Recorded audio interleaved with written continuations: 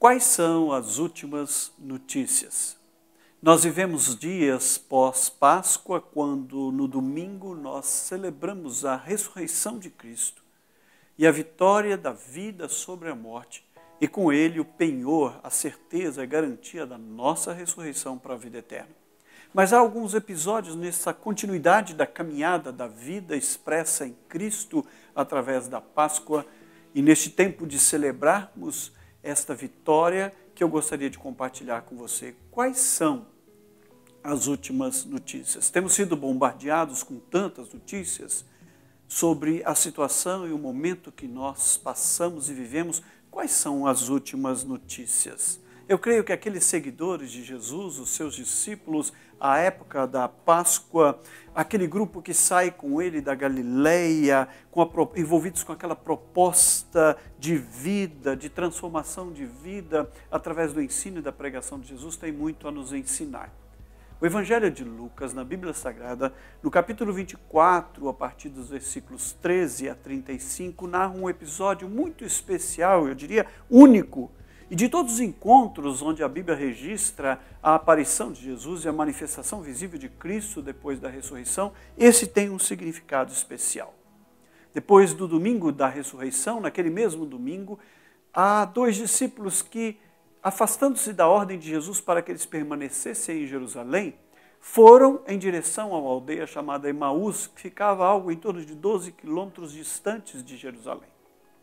Eles iam atordoados, embebecidos com aquelas circunstâncias pelas quais eles haviam passado, traumatizados pela forma com que Jesus foi julgado, condenado e sacrificado, a tristeza daquela tarde da sexta-feira, quando ele foi crucificado, e o domingo da ressurreição, cuja notícia eles ainda não sabiam. A verdade é que eles iam caminhando em direção a Emaús, e de repente Jesus se aproxima deles, e as suas mentes estavam tão tomadas pela tragédia, pelas circunstâncias adversas, que eles sequer reconheceram que era o Senhor Jesus. Então Jesus se aproxima, diz o texto, e eu gosto disso, porque Jesus é aquele que se aproxima na nossa caminhada, quando envoltos nas nossas tragédias, envolto no nosso momento de agonia, de dor, de sofrimento, onde a perspectiva de qualquer coisa parece obscura à nossa mente.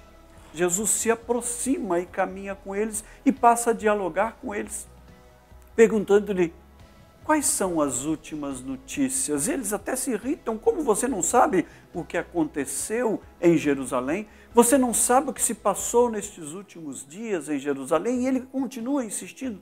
Quais? Ele diz que aquele Messias que haveria de vir. E tentam convencer Jesus da sua ignorância com os fatos que haviam acontecido.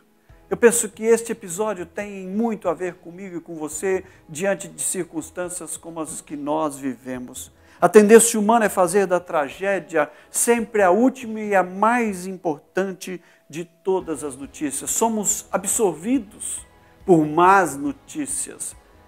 Conforme fomos lembrados alguns dias atrás, a má notícia dá ibope. A má notícia causa e traz espaço à nossa mente, ao coração, às mídias, a forma de se comunicar.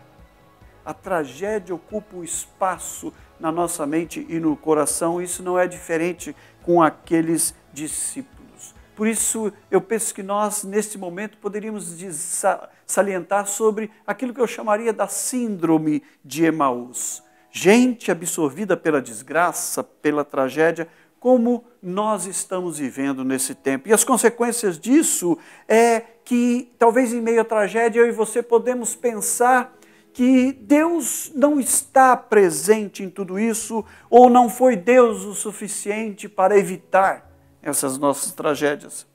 Uma outra coisa é que nós podemos perder a percepção da promessa do Senhor Jesus, de que estaria conosco todos os dias da nossa vida. Ele sempre está presente. É por isso que mencionei há pouco que eu gosto quando o relato bíblico diz que Jesus não apareceu para eles.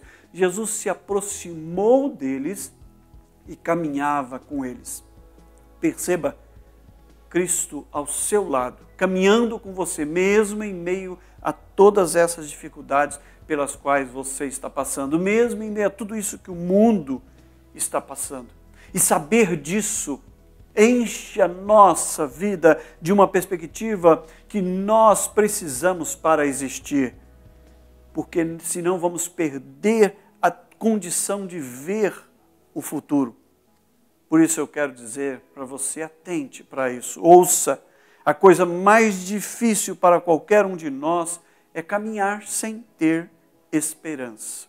E por isso que me detenho neste texto das Escrituras, neste relato destes dois homens que podem se parecer comigo e com você diante das tragédias da vida. E ao Senhor Jesus que está perguntando a mim e a você, quais são as últimas notícias? Ele sabe tudo o que está se passando. Ele é parte de tudo isso na história e no seu senhorio sobre todo o cosmos, sobre a terra e os céus, sobre toda a realidade que possamos experimentar. E talvez Ele esteja querendo fazer comigo e com você percebermos, crermos que enquanto Ele for Deus, a tragédia nunca será a última notícia. É por isso que Ele pergunta aos discípulos quais são as últimas notícias. Para aqueles discípulos era a morte dele, mas Ele estava ali e eles sequer perceberam. Para nós a última notícia talvez seja a tragédia deste momento da humanidade. E Ele está dizendo, eu estou nisso, eu estou presente com vocês. E é isso que faz total diferença na minha e na sua vida, saber que Ele está presente, que Ele vai nos conduzir, que Ele vai nos sustentar, que Ele vai nos amparar em meio a tudo isso. E sabe por que nós podemos ter esta convicção? Primeiro, porque Cristo é vivo. Foi o que celebramos na Páscoa. É o que celebramos nesta Páscoa. O Senhor vive. Quando aquelas mulheres foram ao túmulo, o anjo lhes disse, por que vocês procuram dentre os mortos aquele que está vivo? Ele ressuscitou, como havia prometido. E Ele está presente conosco. As últimas notícias não são as nossas tragédias. A última e mais importante notícia que a Páscoa do Senhor Jesus nos traz é que Ele está vivo e presente nas nossas vidas, caminhando conosco. E sabe o que está em jogo? E por isso eu e você podemos crer. O que está em jogo é a veracidade da palavra de Deus. A nossa fé nos chama a crer. Jesus abre os olhos daqueles homens quando entra naquela pousada com eles, parte o pão para lhes dar na hora da refeição e eles reconhecem-no por este gestual de um Cristo que se dá. Ele é o pão da vida que se dá por nós na cruz do Calvário em sacrifício. Se você não entende isso, não compreende isso, ore, peça ao Senhor que Ele se mostre a você. Reconheça o seu sacrifício na cruz do Calvário feito por mim e por você.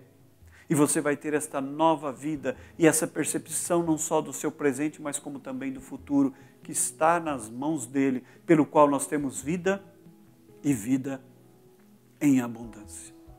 Quais são as últimas notícias? A grande, mais incrível de todas as notícias que nós podemos receber é que o Senhor está presente, caminhando conosco esses dias tão difíceis. E que por isso nós podemos olhar o futuro com esperança e fé. Ele nos disse e prometeu, eu estarei com vocês todos os dias, até o fim de todas as coisas. Bendito seja o Senhor. Quais são as últimas notícias? Ele é a nossa melhor notícia.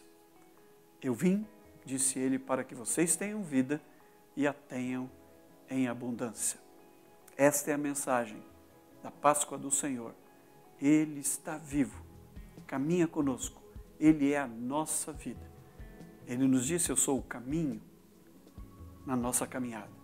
Ele é a verdade. Não relativize isso. Ele é a própria vida. Que Deus assim muito te abençoe.